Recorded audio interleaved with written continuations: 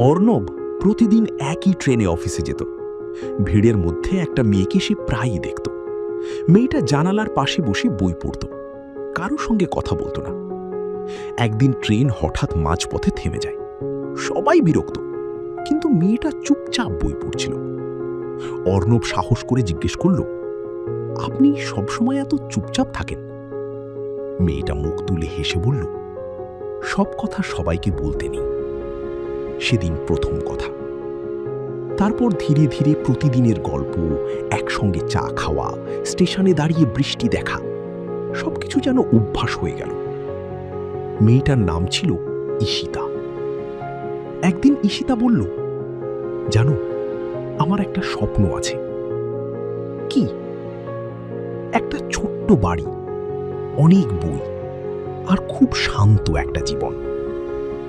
অর্ণব হেসে বলল, তাহলে সেই বাড়িতে আমিও থাকব। ঈশিতা কিছু না বলে শুধু মুচকি হেসেছিল।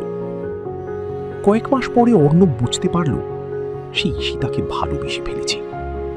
তাই একদিন সে একটা চিঠি লিখল, আমি তোমাকে খুব ভালোবাসি।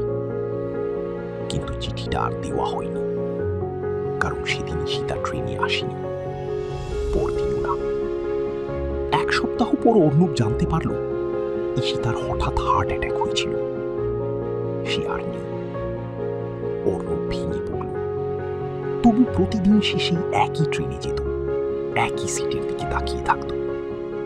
একদিন রাতে বাড়ি ফিরে সে দেখতে পেল তার টেবিলের উপর একটা ভাঁজ করা কাগজ রাখা। কাঁপা হাতে খুলতেই সে থমকে গেল। ওটাই ঈশিতার হাতের লেখা।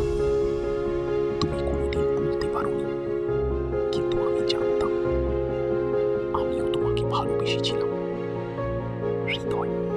গল্পটি ভালো লাগলে শেয়ার করুন আর সাবস্ক্রাইব করে আমাদের পাশে থাকুন এরকম আরও গল্প শোনার জন্য।